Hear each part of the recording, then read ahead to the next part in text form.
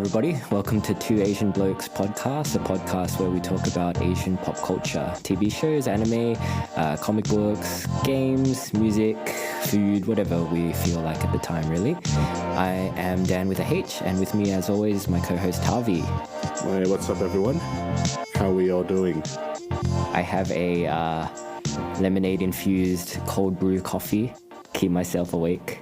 Lemonade-infused coffee? I've not heard of that before. It's like an Americano, but instead of water, it's lemonade. Yeah, it's good.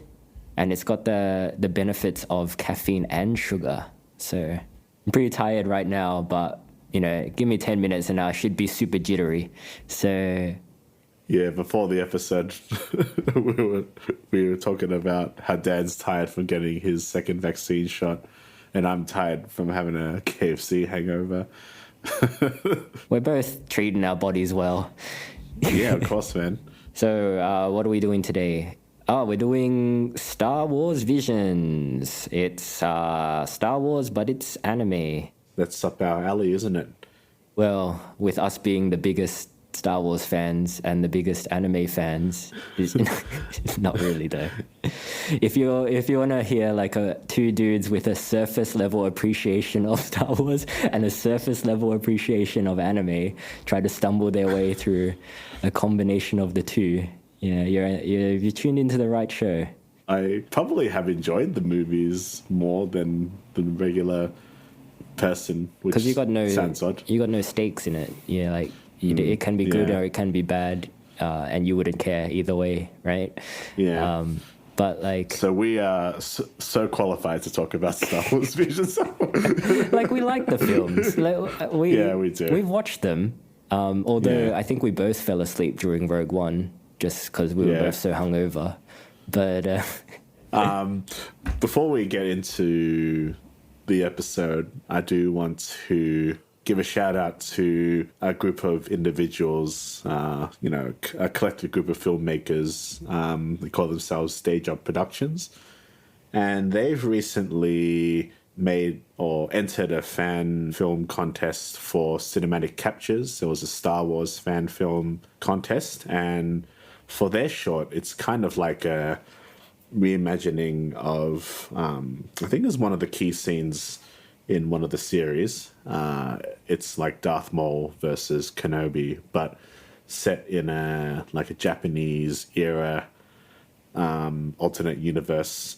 And they recently won Best Live Action Runner-Up and Best Sound Editing for that contest. So and I was there for one of the recording sessions, which was done over Zoom, and which kind of gave me the skills to be able to do these podcasts. So big props to them. Really talented filmmakers. Good job, guys. Really talented young filmmakers who are hopefully going to improve the Australian landscape of film.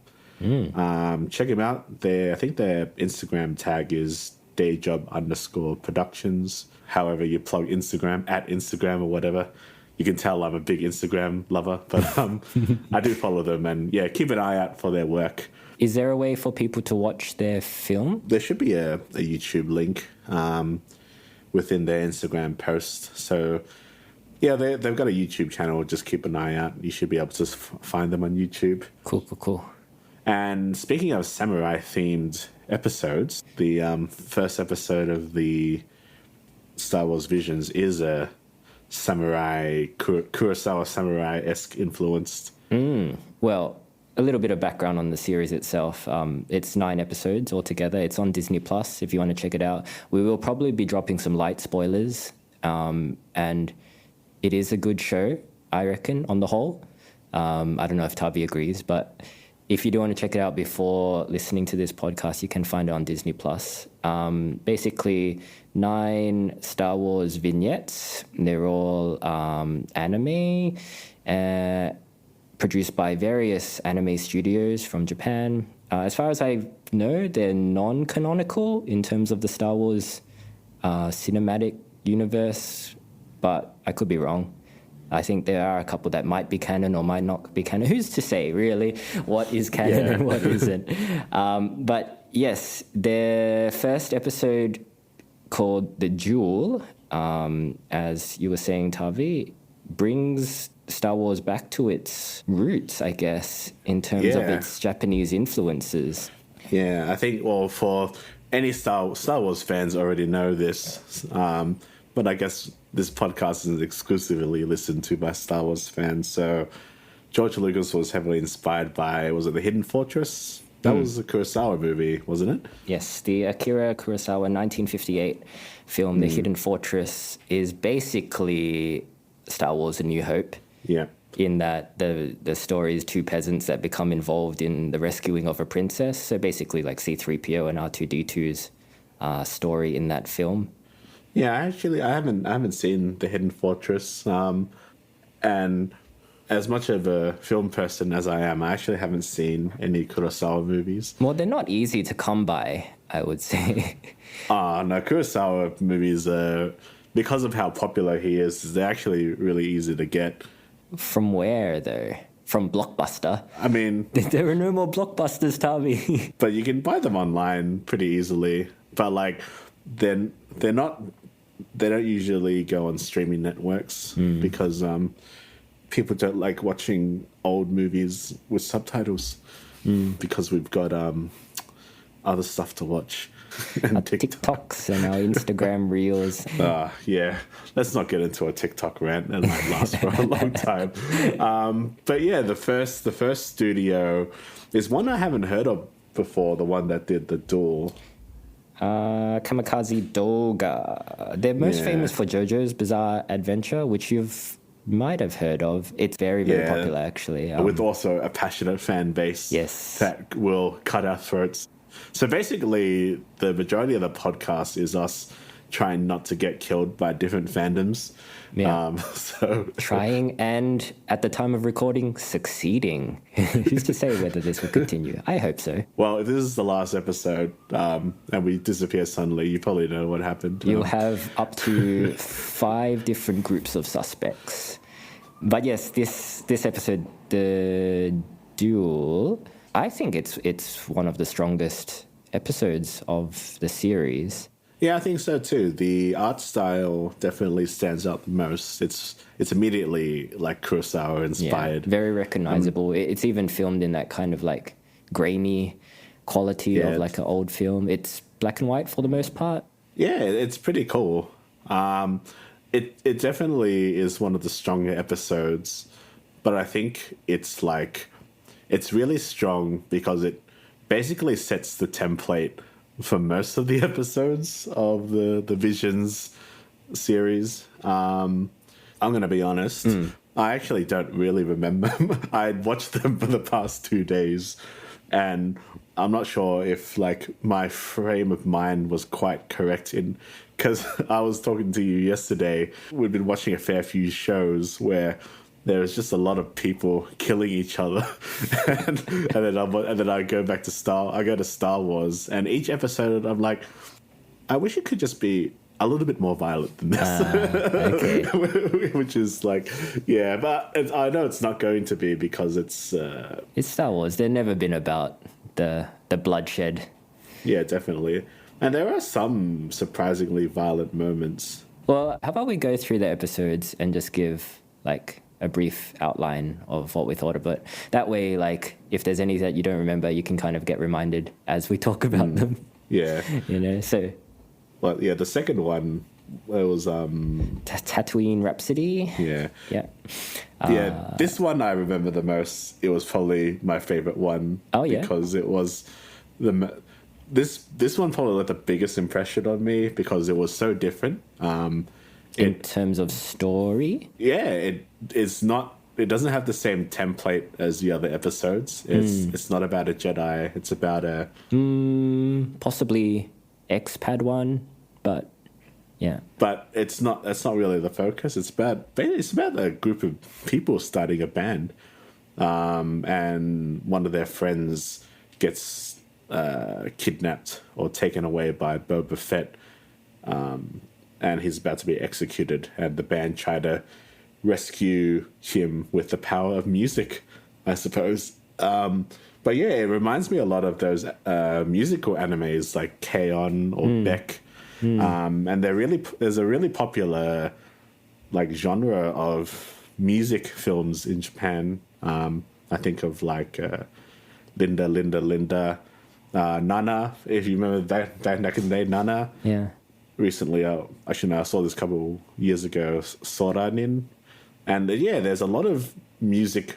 There's a lot of movies about starting up a band in Japan, and not like seeking mega fame, but always like garage style, like indie band. And I really like that genre of film. And it kind of was translated pretty well into the Star Wars universe, because you never really see what an average person does in the Star Wars universe. Right. It was pretty low stakes compared to what goes on in the movies, and probably in the numerous television series and books. Yeah, I think you're right in that it's a really good way to see just like an average group of people, even though you do see recognizable characters as well, like Boba Fett and Jabba the Hutt. But yeah, the main characters of the story are just, a group of fun-loving friends trying to get by in the music industry on Tatooine. Listening to the music, though, it just reminds me of like J-Rock. You listen to, when we were growing up, like Asian Kung Fu Generation, and like listening to like Haruka Kanata and all those songs, or like what was that rewrite from the first Fullmetal Alchemist, which was like. Right. I remember when that hit me when I was 15 years old. Like, damn, this is like the track of my life, and it's still a great track. Still really good. What did you think of the song from this episode? It was pretty cool. Like, it has that J-rock mold. I liked it. I don't remember it as well as like Asian Kung Fu Generation songs, but it's got the same vibe. Yeah. Did you watch it in English? Oh, that's a good point. I watched the series in Japanese. When I watch anime or anything in a foreign language, I will always watch it subbed. Like, I'm a bit of a purist in that sense. But I have seen there's quite a number of talented or big name actors who did a lot of the English voices. And I think what was Joseph Gordon-Levitt? Joseph Gordon-Levitt did the voice of Kay from this episode, who is the lead singer of the band, I guess. And I just like you guys, I watched it in Japanese, but I did go back to this particular episode to watch it in English because I wanted to see how the song would go when it's sung by a American voice actor. Oh yeah, how did it go? It's pretty cringe, man. It's like I don't know. I don't know if the song itself is sung by Joseph Gordon-Levitt. It sounds like it could be because it's quite pitchy, and he's not a professional singer. I'm sure he's a good singer, but it's like the lyrics as well. I feel like have been pretty closely translated to English to the point where it's really like lame, I guess. Like, and I don't think it works as well for some reason as it does in Japanese. Probably because like that J-rock sound, my ear kind of like connects it. My ear connects it to the Japanese language, I think. So when you hear like a J-rock song, but it's sung in English, it's like, it sounds weird and bad. Because when anime becomes popular enough to bring over to the West, they usually change the intro song, and they change it to something that's a completely different style to the song that's used in the Japanese anime. I think, maybe it's a cultural thing. Like, maybe. Like if you think about the Dragon Ball Z theme when it came to Australia. Rock the Dragon. Yeah, dragon, rock the dragon. Like you wouldn't hear that kind of song as the intro for a Japanese anime, right? Yeah. What was the original one? Was like Hechala. Yeah. Hechara, Hechara. Yeah. Yeah. Which like it sounds cooler than the. I mean, like Rock the Dragon I love is Rock the quite Dragon. nostalgic.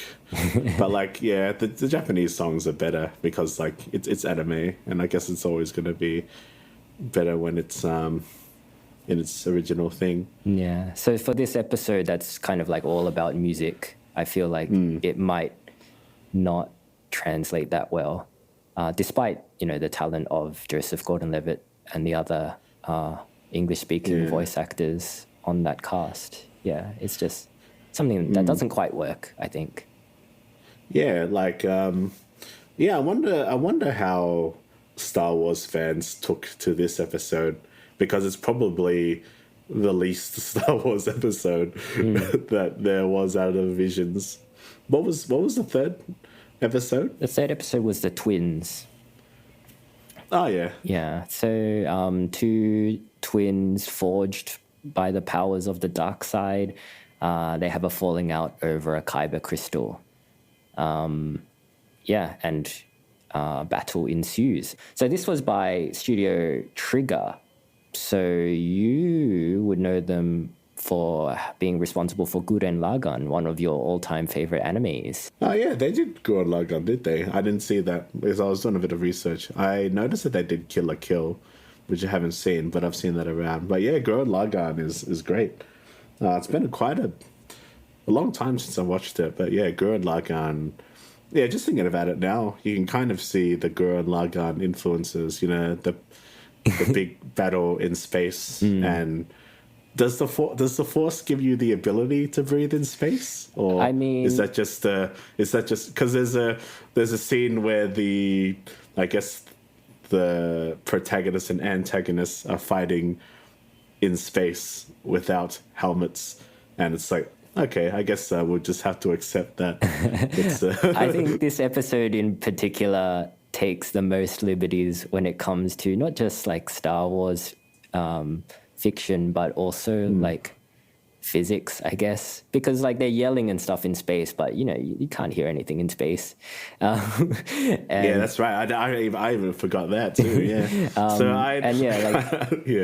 I don't think even the Force gives you the powers to breathe in space, but that said, Princess Leia does her like Mary Poppins thing in I forget which film it is now. Probably was it the last the one, Last the Jedi? Rise? Yeah, no, because she gets blasted out of the ship, and then I thought the character was going to die, but then it's like, no, we can't do that, and then she flies, and it ignited much debate and criticism from Star Wars fans, but. Yeah, that's probably too much for this episode. Well, I mean, since that episode is canon, I guess people can just live in space if they're strong enough with the Force, maybe. Who knows? Yeah. But yeah, I think the twins, this episode, you just have to see as an anime. Like, it's probably the most anime of all of these episodes. There's a lot of powering up and a lot of yelling. Yeah, that's it. A lot of yelling, powering up. This is another episode that I actually went back and watched the English dubbing because it was so yelly and so anime-y that I wanted to see if the English voice actors could do it. I also noticed that the two the girl is Alison Brie and the guy is Neil Patrick Harris. That's so I was like, okay, I want to see how this sounds. And how did it sound? Yeah. They try hard. It just to me felt a bit like it's just not anime. Yeah. It's not quite right. It's a bit Nickelodeon maybe, and like I can tell Alison Brie is like trying really hard as well. Like when she's saying the lines, I can imagine her like really acting in a recording booth somewhere, like doing all the hand gestures and stuff as she's saying the lines. Neil Patrick Harris less so probably, but when it comes like time to where they're just yelling at each other and firing like lasers at each other, it just doesn't have quite the same impact. Why do you think English casts can't quite match the yelling in anime? I don't even think it's them. I think it's me, and I think it's my ears being trained to like when I'm watching an anime to recognize the sound of anime yelling, because like even in Japanese movies, there's not that much yelling in them, not as much as like in anime, and it's just kind of like a trope of that kind of media, I think, that I kind of recognize. So when it's the English cast and they're not going as ham, it's just it creates this kind of disconnect where I'm like, oh yeah, this doesn't feel right. Yeah, I probably would have, because I couldn't even really articulate it until thinking about it just then. It's like, yeah, you're probably right. We just, because we've watched a fair bit of like anime in our years on this planet, so our ears are probably trained to a certain type of acting when it comes to anime. So when you hear like an English person do it, it sounds a little bit try hard, I guess. Yeah. I mean, and that's not to say that there are good dubs that exist. Like, there's definitely like better quality dubs For of sure. shows. And I even think this is a pretty good dub. Like this episode, or most of the episodes probably are quite good. They've got a lot of talent on board. But I've seen the names, and like this, if there was a high quality dub, it would be for Star Wars Vision. Like, I don't know, I didn't watch any of the episodes, but from what you've said so far, it seems like it's just not as good as the I mean, they're not voice actors either, and I think that's part of it. Like, there are a lot of good English-speaking voice actors that they didn't use. Like, was Troy Baker? Yeah, you're probably, actually, that's true, because voice acting and acting is very different. Yeah. And that's why I guess if you play video games, you can you don't even when the English actors in you accept it. Like, I'm just thinking now, like, yeah, that sounds like how that character would probably yell if they got shot in the foot or gorged on a stick in the neck. And even like animated stuff, like coming from the West, like Rick and Morty. Alison Brie is in an episode of Rick and Morty. I think it's the Vindicators episode, and it sounds fine. It sounds perfectly natural. You know, I really feel like it's just an anime thing that, like, and I don't think it's the fault of the actors. I think it's something to do with us as the audience. Unless it's Malaysian SpongeBob, then I don't want to hear about it. Check it out, guys. Malaysian SpongeBob sounds like G-Dragon. Look it up on YouTube. It's hilarious because he actually does. I didn't think of that comparison, but yeah, it does. What was the next episode? It was The Village Bride. Yeah. I kind of fell asleep through bits and pieces of this episode. Set in a village that is very in touch with nature, and the elder's daughter is marrying a leader of the separatist army or something to create some kind of truce to protect their planet and way of life. I remember this one. Yeah, and there's a Jedi that kind of witnesses it and doesn't like what's going on, so she acts and kills the Sith. So the basic template of the show is, hello, I'm your Jedi for this evening, and hello, I'm your antagonist Sith for this evening. Let us battle. Yeah, for the most part, it's quite black and white. You know who the good guys are, you know who the bad guys are, probably with the exception of one episode. It's very Disney. Yeah. But the Village Bride is from the studio Kinema Citrus, who I don't know that well. They did an anime called Made in Abyss, which one of my friends recommended to me. I hadn't seen all of it yet, but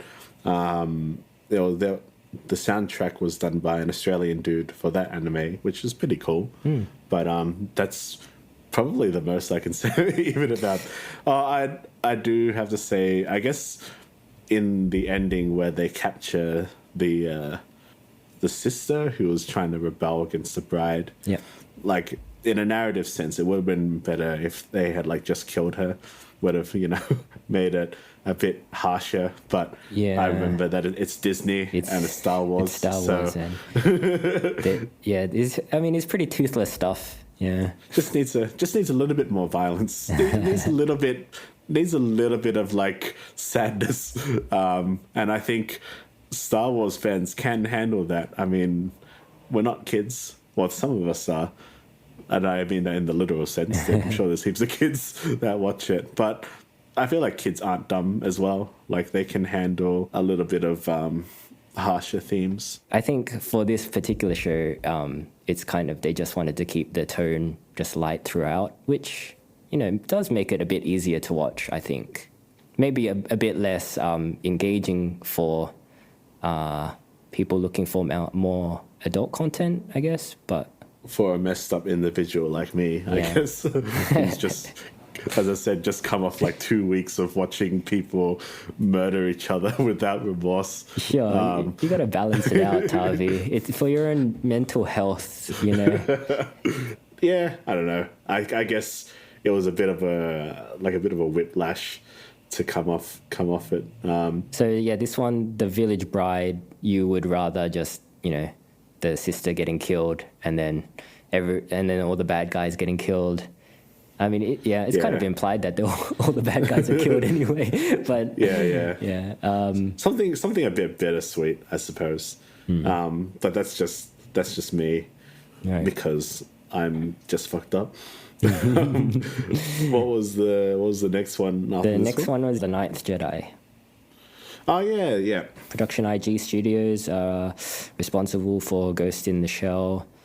And others. The animated sequence in Kill Bill Volume 1 was by them. I didn't know that, but... Yeah, they did Psycho Pass, which you really liked, and I've yet to watch. It's good.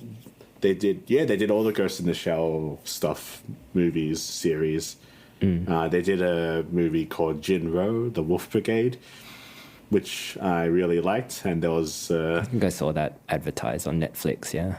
Yeah, that was the Korean remake, which has the one and only Han Hyo-jo, in which someday I will mention a movie about her and gush about her then, but not now. I mean, I thought this episode was cool because the animation was cooler. This was, it's where the Jedis congregate and... so the Jedis are called to a location by a mysterious message from somebody that looks obviously to be a Sith Lord. But like the most evil looking bloke summoning them to this location and saying, you know, I've got some lightsabers for yous. Come get them. This is not a trap. So they all go there. And yeah, the story kind of revolves around that situation, but also the lightsaber smith and his daughter. So the person responsible for crafting the lightsabers that are being offered. So you like that particular aspect of the story, yeah? Yeah, I thought it was cool. Like you never really have seen how a lightsaber is made. Well, we haven't, but yeah, well, I'm sure it's been explored in other Star Wars media. I can feel the breath on my neck as I tread carefully. I did a little bit of research, and I think it's not entirely an accurate portrayal of lightsaber crafting, but it is a cool idea. That said, I think just from a casual point of view, it's like a cool idea, and that's probably why I like it, I suppose. But other than that, like, again, when the episode's all said and done, there's a battle, like, yeah, man, like, good feels, good wins, like, awesome, bro. And that's about it. Actually, there is that one of the dudes gets sliced in half, which I didn't expect. Right. I was like, oh, well, that's pretty cool, man. Like, well done. See, like, violence, man. It's good. Put that on a t-shirt. But yeah, this episode was good. The Ninth Jedi. The twist was good. I like how the obviously Sith-looking guy turned out to not be a Sith. So that's cool. Yeah. Subverting expectations. Yeah. And the speeder chase. There's a really good speeder chase in it, which that's it. I do remember that was actually pretty cool. It's coming back to me now. I only just watched it yesterday, but it's coming back to me now. Yeah. And just the whole like reveal was nicely done. Like the reason that he was like the Smith explained that the color of the lightsaber changes depending on the wielder's intent. That came in again towards the end when all the Jedi were revealed to be like dark force users. So when they activated their lightsabers, they were all red. And then as the lightsaber smith's daughter is fighting, at first her lightsaber is kind of doesn't have a color because she's not that strong with the force. But then towards the end of the fight, her lightsaber turns green, either green or blue, maybe blue. I can't remember. But yeah, signifying that she has chosen a side, and you know, like it kind of shows her resolve. And on the flip side, one of the Siths or Dark Force users, his lightsaber turns from red to purple, signifying that, you know, he's kind of not quite evil, more like morally ambiguous. And he kind of gives up the fight. He's like, yeah, the other guys turned me evil. I guess I got carried away. Yeah. And it's like, oh, well, that's cool that I live now, I guess. Yeah, I remember that, actually. It's like, it's not very sad that everyone is just like, oh, gee, things got a bit carried away there, fellas. Let's all go and have a beer. And everyone else is just lying on the floor with one dude's been cut in half and another girl's got a massive gash on her torso, mouth wretched open in rigor mortis after being killed. But it's all good, man. It's all good, man, yeah. I guess it is a pretty violent show. Maybe I was just not paying attention. Yeah. All right, next one is TOB1, the android turned Jedi. Yeah, this one kind of reminded me of Astro Boy, just the animation style. And I thought it was that studio, but it's done by Studio Saru, who was founded by Masaki Yuasa, who has done a number of movies I really liked, like really whack movies.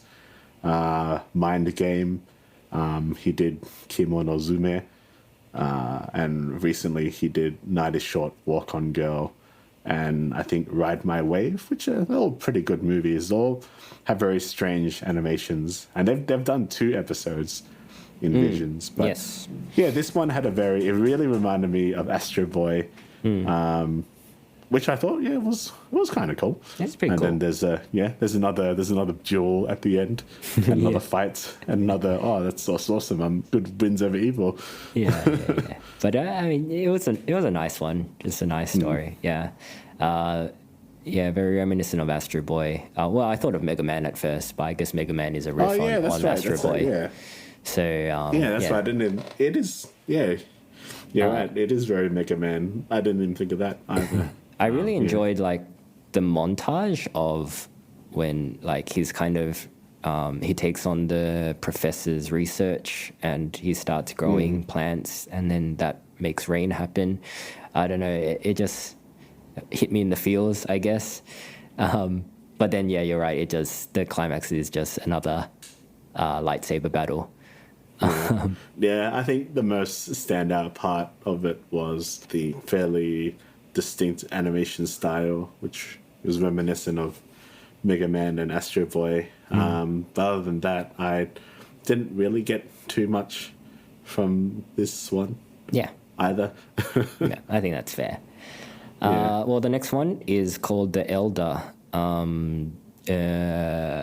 Jedi Master and his Padawan apprentice visit a planet following a strange disturbance in the Force. And discover that there might be a Sith Lord or Dark Force user in their midst. Well, at this point in watching it, is it maybe a Sith? Like, it was a Sith, wasn't it? Yeah. Well, I think the implication at the end is he maybe was a Sith Lord, but then he defected. So he's not even a nice enough bloke to be part of the Sith community. But yeah, this one was also Studio Trigger, so the Gurren Lagann people. And yeah, I guess it was trying to explore that Jedi Master and Padawan relationship a bit more. And this one kind of reminded me a bit of like a Ninja Scroll style thing. I think it was mainly the villain design. Like he's yeah. just a small it's old true. man, and he uses two little red lightsabers, so it's kind of like Ninja Tor kind of thing. Yeah, even I'm just thinking about it now. I guess my brain must have just shut off because, like, when you're talking about it, it makes me think of the different influences. Yeah, I can see the Ninja Scrolls reference with the villain, without the violence and the sex. Sure, But yeah. it's definitely got a Ninja Scroll-esque feel. Yeah, but it is quite toothless. Like the Padawan, Dan gets cut and falls and collapses, but he doesn't die. He doesn't die. Yeah, because it's Disney, man. They don't want people to die, you know. Yeah, I guess. unless it's a parent who's died off screen, then that's fine. But But the villain is pretty scary though. Like there's a bit Yeah, where it's he's true. like shooting red lightning at the Jedi, and he's like Yeah. going all bug-eyed and crazy looking. It's a little bit scary. So I was just Yeah. really surprised when Dan the apprentice just gets back up and is fine. yeah, it's like, well, that was a close call, wasn't it? Now let's all go home and celebrate with a beer. Yeah, that's pretty much. Yeah, so this one was okay.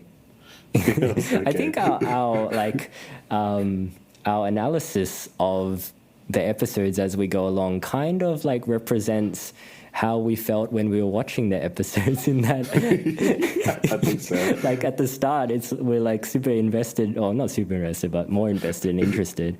But towards the end, we're like, yeah, this one was okay. Shall we talk about the next episode? What's the Next one was What's the- called Lop Ochō by Geno Studios. They were originally Man Globe, which did Oh. Samurai Champloo Oh, and really? Ergo Okay. Proxy. Yeah, Man Globe went bankrupt in 2015, which I didn't know until I did a little bit of background looking. So you can kind of see the animation style a bit, like it's kind of fluid fighting. What happened in this episode again? Yeah, this one was the one Jedi with the, versus Sith. it was a little bit different. It was the one with the rabbit sister. Oh yeah. No, I enjoyed this one more so than the other ones. I mean, I'm not a furry, so that's not why I enjoyed it. Sure, you're not. Nah, I've got other fetishes. But, Okay. Each more disturbing than the last. yeah, I think furry is pretty basic when it comes to different. Anyway, yeah, I like this episode. I like the kind of family dynamic. I know Dominic Toretto would be very proud, but not very proud of the sister who turned her back on the family. I did enjoy this episode more so than the other ones. It wasn't, the template was a bit different because the rabbit girl is not a Jedi. No, she wasn't a Jedi. Yeah, She was probably Force sensitive. Like she did use the Force at one point, and she is using a lightsaber. I like the motivation. It's like, it's kind of, the idea of like not being part of like the blood family, but you're still family, and you're still seen by like. I just imagine you like raising a Corona at a family barbecue. Mi familia. But yeah, family, man. yeah, no, it's a good aspect. It's definitely 5 Fast and Furious out of 5 for this one. Do you think it was a little bit like of a reference to imperialism and colonialism? Like this one in particular, like it was about the empire coming in and kind of occupying this planet to use its resources, and the main conflict comes from the father, who is like, this is a bad thing that's happening to our world, because they're ruining our planet, and the daughter, whose stance is no, the empire equals progress, which is good, like they're giving us a lot. So I was wondering, yeah, not to get too political about it, but maybe it is about. It's true. There's definitely some undertones, which probably made me enjoy it a bit more because there's a little bit more subtext to it. It's because it's really easy to, bash like imperialism. It's like, oh yeah, progress is bad, but like, is the empire giving like an opportunity for like planets to be richer or that kind of thing? Nope, they're the bad guys. Yeah. That daughter was wrong. She was in the wrong, so she was defeated by the rabbit. So That's true. Yeah, but if you think about it in the larger sense, if it wasn't a Disney product, sure, there'd be a lot more grey area. definitely. But sick! We defeated the Empire. Let's all go home and have a beer. Which, yeah. But no, definitely one of the more standout ones for me, even though initially I had forgotten what it was about at the start. But yeah. Well, that brings us to the 9th episode, which is called Akakiri. So this was also a science Saru episode. It's just Studio Saru. Yeah, the one where he... there's a Jedi. There's a Jedi. And then he beats the Sith and they all go home and have a beer after they finish. There's a Jedi who's escorting a princess to try to reclaim a kingdom which has been stolen by the king's sister, who is a Dark Force user. Yeah, I think it's kind of like a riff on the Anakin Padme relationship. This one actually had a fairly dark ending, and it's the last episode of the series, so take that for what you will. But yeah, this dark ending didn't do anything for you? I'll be honest, I still don't know I'm still trying to remember. Right, so there's a Jedi and a princess, and there's 2 other like henchmen guys, and they're trying to make this way through a dangerous passage I get it. I remember now. And the Jedi's like having nightmares about killing this mysterious individual, and then turns out it just came back to me. Yeah, he kills the princess by mistake.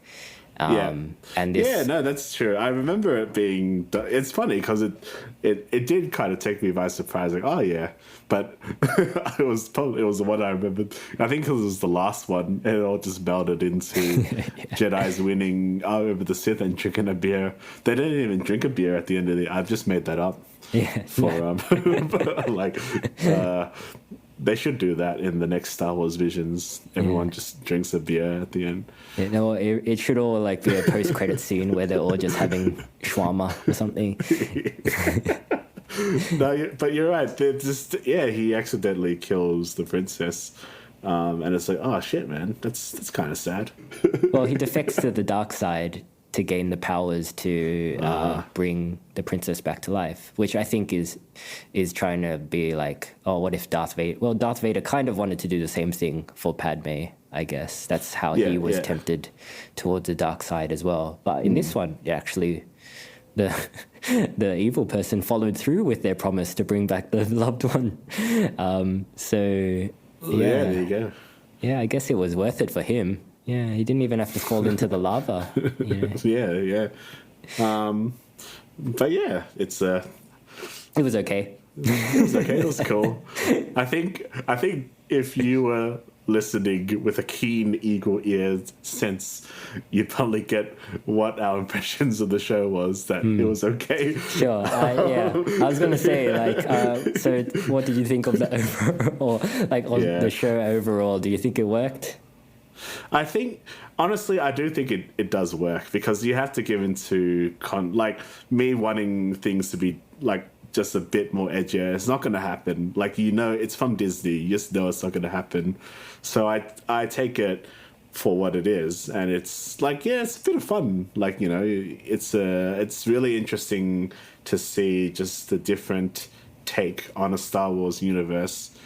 Because a lot of the time in the mainstream Star Wars media, it's always been about Jedis versus Sith, and that's why I really liked the second episode so much, because it was about something different. And I know The Mandalorian exists, and I haven't seen it yet, and that's quite different but from someone who hasn't seen The Mandalorian and has only seen mainstream Star Wars films, and to see something different like that, I thought it was cool. Because anime is a great medium for Star Wars stories to exist. And I guess if I ever watch these shorts again, I might come back with a more positive experience.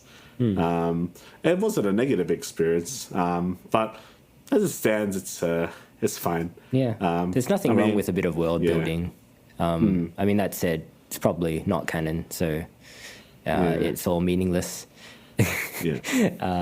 But yeah, I think anime is a good platform for Star Wars content. I think the love of Star Wars really shines through in these works. Like, you can tell that the studios took a lot of effort and pains to kind of emulate the Star Wars tone and vibe. Like, a lot of the music that they used, and even a lot of the transitions. Like, I think the Ninth Jedi one in particular, like, you notice, like, when they transition to a different scene, they use that classic wipe that they use in a lot of the Star Wars films, which is really cool to see. There are a lot of callbacks to, like, Star Wars dialogue, which I think works better in English. But yeah, you can tell, like, the studios and the people involved really do appreciate Star Wars. And like, in Japan, Star Wars is pretty popular, very popular. So it's no surprise that these studios have done so well. But that said, they've also they've put a lot of anime stuff into it, which is really good to see in an anime, you know? Like, I would be disappointed if it was just animated Star Wars. But it isn't. It's Star Wars as an anime, which is really cool to see. Yeah, right. We're probably seem a bit ungrateful for the show, but good on the animation studios for doing this. It is cool to see. All right, guys. How did you feel about Star Wars Visions? Which one was your favorite episode? Would you like to see more kind of Western properties adapted to anime? And if so, what would you adapt? You can send in your thoughts to our email address. We can be found at 2asianblokes@gmail.com, or you can join our Facebook group and get involved in the conversation. Anything else from you, Tavi? You wanna chuck us a Star Wars quote to say goodbye to the listeners? Go and enjoy a nice cold beer. Live long and prosper.